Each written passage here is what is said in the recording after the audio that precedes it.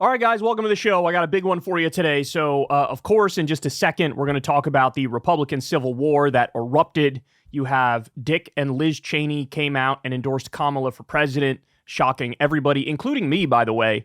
So I'm going to dive into their different statements, their reactions, and, the fallout from that. Then we'll get to Tim Pool and Ben Shapiro make asses of themselves defending Tim's Russian money deal. To be fair, the reporting from the DOJ is that he didn't know it was Russian money, but as I talked about previously, I don't think it matters. Because when your dodge is, hold on, man, I just thought I was taking money from a shady billionaire, you're not really independent media anymore, now are you? So we'll talk more about that. We have an old video. Tucker Carlson does not want you to see this video. So he's involved in a news scandal where he interviewed this historian who did some flat-out Nazi apologia. And wait until you see this old video. This is really something because it's like Tucker lambasting his future self. Then we'll get to, we have some red flags for Kamala. There are some warning signs that are emerging from some new polling. There's a lot to say about that. Russell Brand goes full hack with some televangelist prayer BS.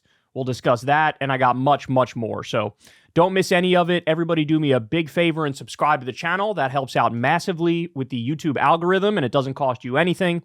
And without further ado, let's go ahead and dive into it. So here we go. The big news that broke a few days back is that both Liz Cheney and Dick Cheney have officially endorsed Kamala Harris for president. Now, I have to admit, I'm a little surprised by this for this very simple reason. Usually the move that these hardcore Republicans make in a situation like this is just to say nothing, right? And their silence speaks volumes. In fact, you have George W. Bush came out and he basically said, I'm not endorsing anybody. I'm not saying anything about this election. See, that's the play that I thought, most of these kinds of Republicans would make. But in this instance, Dick Cheney and Liz Cheney have officially gone a step further. So let's listen to, first we'll go to her comments, then we'll go to Dick Cheney's statement, which, by the way, I literally cannot believe he's still alive. Like, if you go back and read that dude's medical history, he's had like 78 heart attacks and like a heart transplant. I don't know how he's still alive, probably feasting on the blood of children. But anyway, I digress. And then we'll also get to, of course, Trump's reaction to it. So let's start with this one. This is Liz Cheney on ABC. Here we go.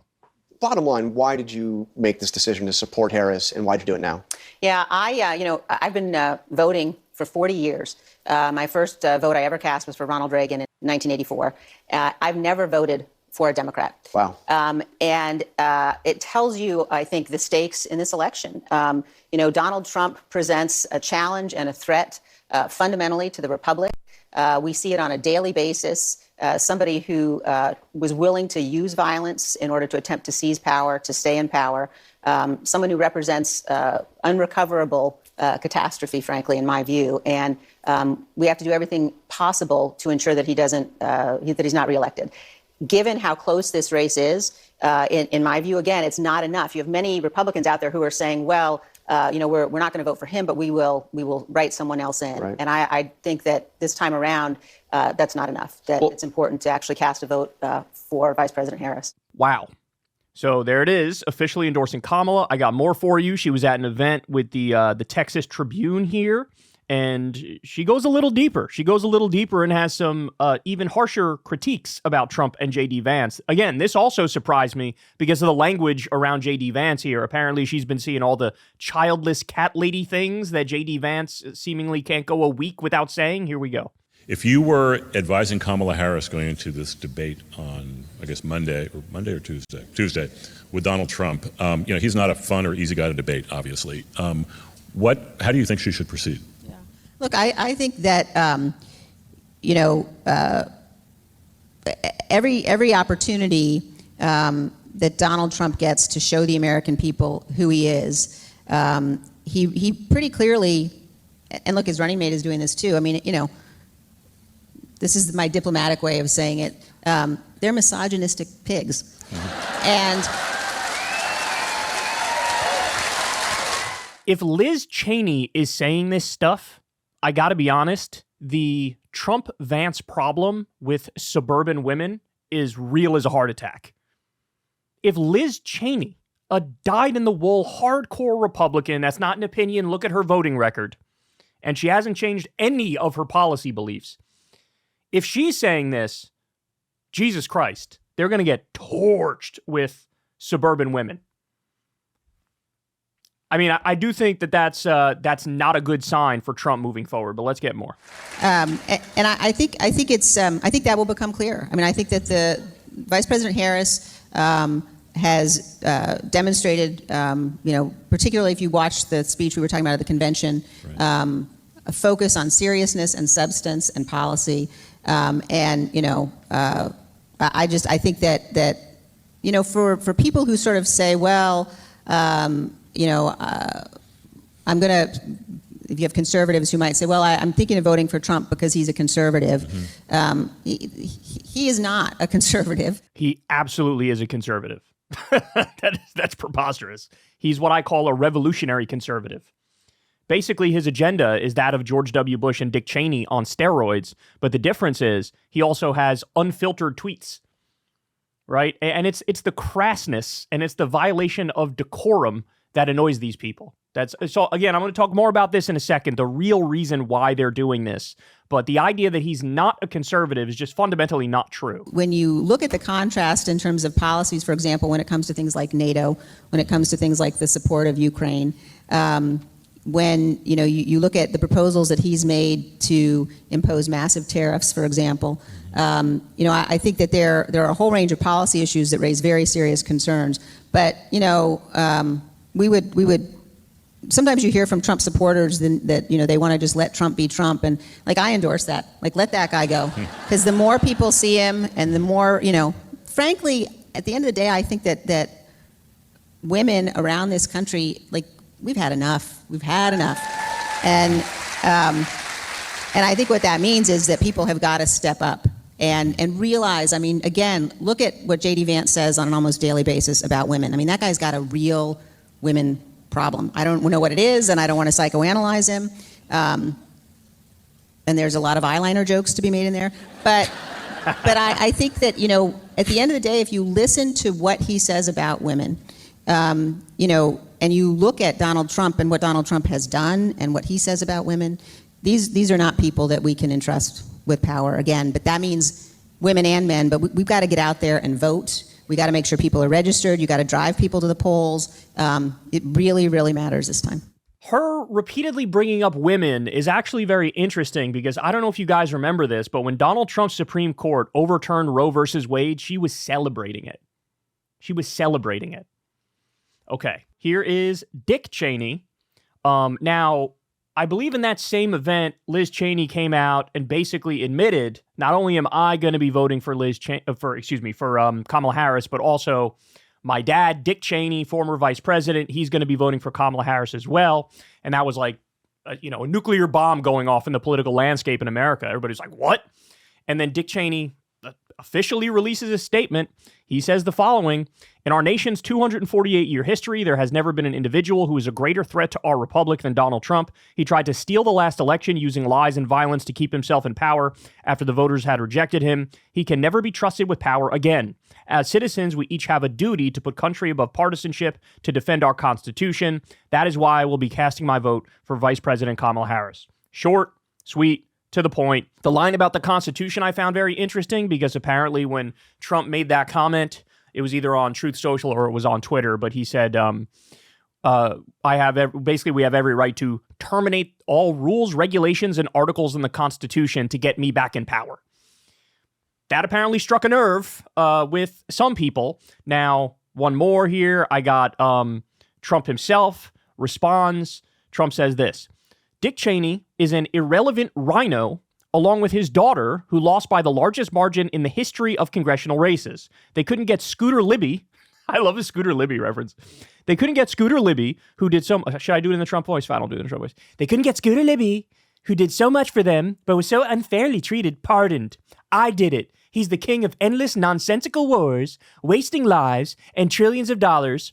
Just like Comrade Kamala Harris, I am the peace president, and only I will stop World War III. What Liz Cheney did with the Unselect Committee of Political Losers is unthinkable. She and her Unselect deleted and destroyed unselects, deleted, and destroyed all evidence and information. It's gone. Much of it proved that Nancy Pelosi was responsible for January 6th, didn't provide security. Cheney and the others should be prosecuted for what they did. But Comrade Kamala is even worse. Okay, so that's what Trump says. Now let's get to the meat of the conversation here. Look, again, if you look at Liz Cheney's voting record, she voted over 90% of the time with Donald Trump. If you look how Dick Cheney and George W. Bush governed, they governed very similar to Donald Trump. You could say there's literally over 90% overlap. In fact, 538 tracks how people voted in the age of Trump, and Liz Cheney's voting record was over 90% of the time with Donald Trump. So having said that, it's hard not to conclude that most of this is personal. They hate him personally. And by the way, he hates them personally. I think one of the things that really sticks in their craw is that when you look at the Democrats, you go to a DNC convention and you see Bill Clinton's given a speech and Barack Obama's given a speech. And if Jimmy Carter was able to get out of bed and he wasn't in hospice care, he would come and give a speech. And there's this like continuity from administration to administration. And, they're kind of proud of their previous presidents, whereas on the Republican side, Trump has made it a point to sort of say George W. Bush is a loser, and he beats up on George W. Bush, and he beats up on Dick Cheney over and over. And so I do think there's a personal angle to this, that they're bitter. They're bitter that they're not viewed as like the elder statesman of the Republican Party. Nobody comes to them for advice. Nobody likes them anymore. I think that pisses them off. So I definitely think a big part of this, maybe even the majority part of this, is personal. Okay, now the other point is, and this one's probably just as important, I do think that Liz Cheney and Dick Cheney have a real issue with January 6th. And the way that Trump tried to overthrow the election was a bridge too far, even for them. Now, you might be sitting there thinking, well, hold on now, Kyle. Didn't Dick Cheney and George W. Bush kind of effectively steal the 2000 election?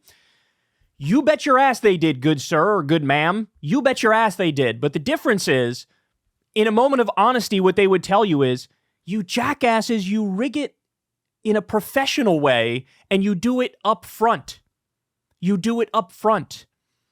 You don't do it in this Bush League, no pun intended, kind of way, where, it's after the fact. You had 60 court cases. You already lost. You had the Arizona audit. You lost to Arizona by even more than you thought you lost Arizona by.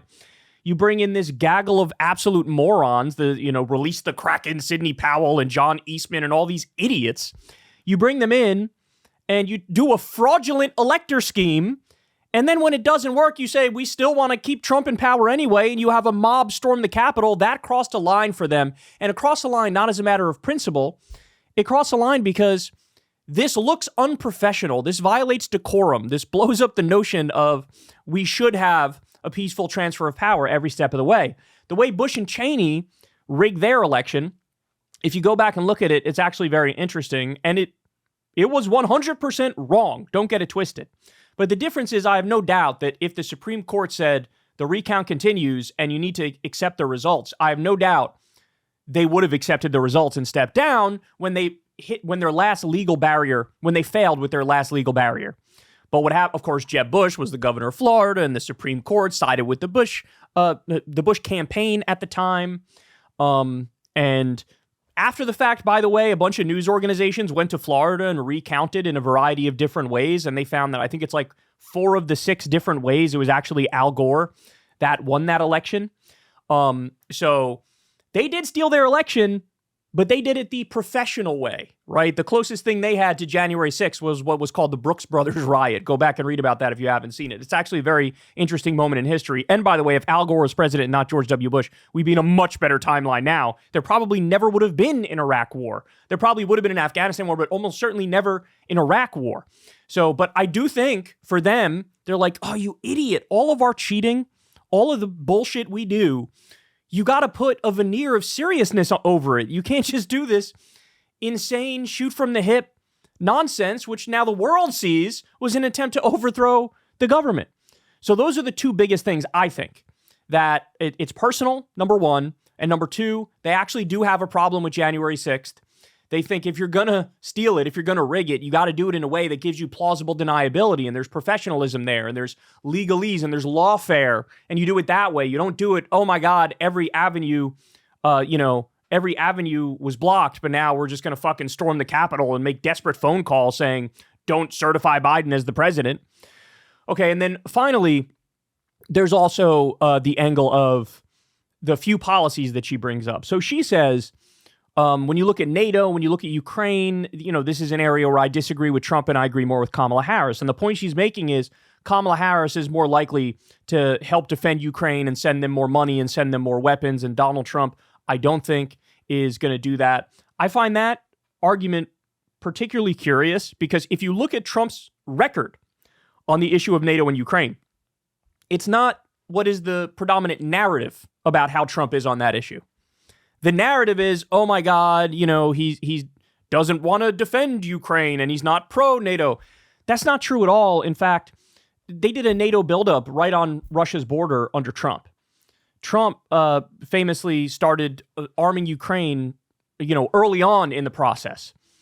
So this idea, he also, Trump did a lot of sanctions on Russia. This is something people don't know or don't discuss nearly as much. He was blocking their, the new pipeline that they wanted to do. So his actual record on NATO and Ukraine is certainly much more in agreement with Liz Cheney than she thinks it is. She takes, his comments like when he says, we're going to solve that on day one. We're going to make a deal on day one.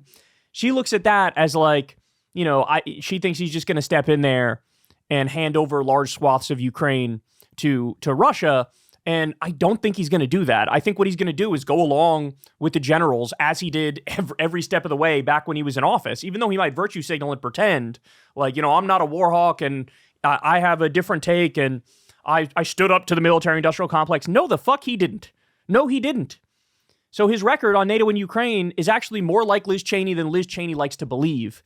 And then the other thing is that, she brings up the tariffs. That basically means she's more of a free trader than Trump is. Trump is more protectionist. And so she views the tariffs as, oh my God, this is going to fuck up our economy. I don't want to do that. So she looks at that and says, that's a bridge too far as well. Look, the thing is, targeted tariffs, in my mind, actually does make sense to try to revitalize American industry. But the problem with Trump is he floated a policy that's like a 10% across the board tariff on everything coming in from a foreign nation. And that's just idiotic. That's just idiotic.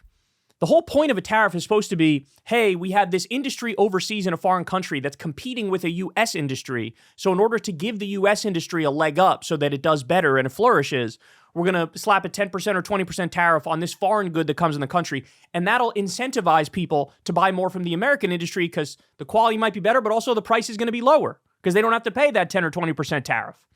That's not passed off to the consumer because we just have this American industry that they don't have to deal with the tariff. So you can pay less for that. That's the idea of a tariff in how it's supposed to work at its best.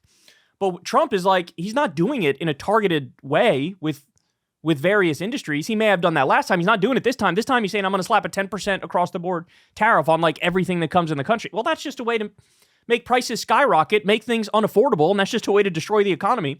And so on this front, she has a problem with the tariffs as well. Okay, and then the final point I wanted to bring up, and this is the part that's driving me the most crazy. Trump was hitting Dick Cheney and hitting Liz Cheney over, oh my God, they're warmongers. That's the problem with them. They're warmongers. They did all these wars. I'm the peace candidate.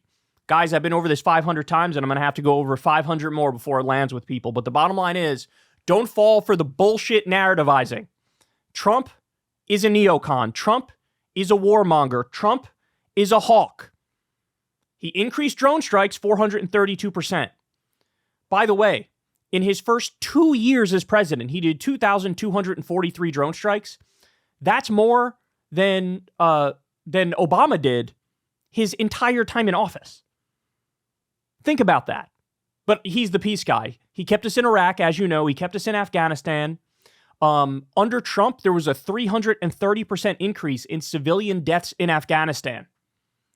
Trump bombed Syria twice. He bombed Somalia. He occupied a third of Syria to, and I quote, these are his words, take the oil.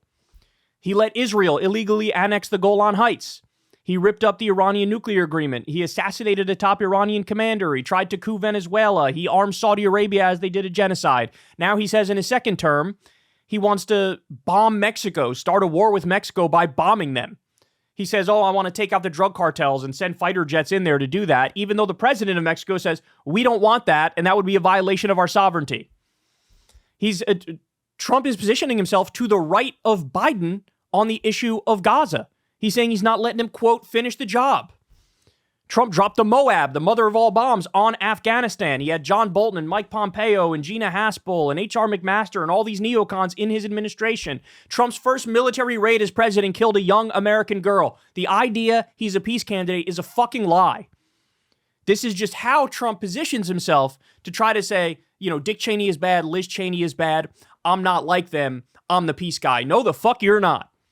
All that is narrativizing and virtue signaling and trying to find what he thinks is the most potent attack to go after Liz Cheney and Dick Cheney. Look, bottom line is, for both of them, for both Liz and Dick Cheney and for Trump, most of the fight between them is personal, right? Then, as I said, outside of the personal, you get to the way Trump tried to overthrow the election offends their sensibilities. It wasn't professional enough like Dick Cheney and George W. Bush tried to do it, right? And then you have the minor differences of NATO, Ukraine, tariffs. But here's the final point. You ready? Here's the final point. And Kamala already sort of messed up on this front. She was asked her reaction to this, and she said, I'm honored to have their endorsement. Look, I understand the logic of trying to say, look, we got all of our Democrats with us, and now we got a lot of Republicans coming to our side. Isn't that wonderful? Isn't that lovely? But there are certain lines where you run the risk of just exposing to the world, we don't really have a core to our message. It's just we're not him. Because if your tent is big enough to include both Bernie Sanders and Dick Cheney, you're going to need a smaller tent. Because what Dick Cheney stands for is literally the polar opposite of everything I stand for. Guys, I'm not even kidding. That's sort of like saying, if you're Kamala Harris, hey, Donald Trump came out and endorsed you. Do you support that? Yes, I'm honored by his endorsement. No, that's literally your opponent. That's literally your opponent. You don't want that. That guy's wrong on every issue. So I would, if I was her and I was in her shoes, honestly, if you're asked that question, what's your reaction to Dick Cheney endorsing you? I would just be like, I'd smile and be like, no comment, right? In a world that was maybe a little more unfiltered, you'd say something like, I thank him for his endorsement and he better get ready to go to prison because I'm going to arrest him on day one, right? I don't expect her to say that, but I kind of do expect like, I'm not going to comment on that, something like that, because would that guy should be in prison. That guy should be in prison 100% without a doubt. So it's sort of like that famous drill tweet that, you don't have to, what was it? Something like, you don't under any circumstances gotta hand it to ISIS. You don't under any circumstances gotta hand it to Liz Cheney and Dick Cheney. You don't. And of course, the thing people fear is, are people like that gonna have, a hand in the direction of a Kamala Harris presidency? Is she gonna take advice from people like that? Because if you do, you would just be acting like a conservative Republican because they are hardcore conservative Republicans. And I think that's what people fear, right? Now, the part that people are leaving out is, I've seen this argument of, a vote for Kamala Harris is now a vote for Dick Cheney, and that's why you got to support Trump. No, you fucking idiots. A vote for Donald Trump, then, by that same logic, is a vote for Lindsey Graham, and a vote for Tom Cotton, and a vote for all the other asshole neocon warhawks, bloodthirsty warmongers that support Trump, and there's a lot of them. So if you're going to say a vote for Kamala is a vote for Dick Cheney, then a vote for Trump is a vote for Tom Cotton and Lindsey Graham. Hardcore neocons, right? So let's not play that game. But again, I would just prefer, this is one, we're going to go ahead and leave that.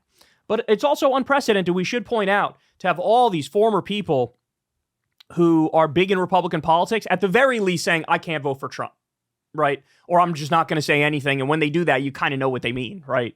So anyway, huge news, but hey, the right is in an all-out civil war in this moment. They are in an all-out civil war. And of course, Dick and Liz Cheney have now been totally kicked out of the club if they weren't already before. But let's not forget that most of this is just optic stuff.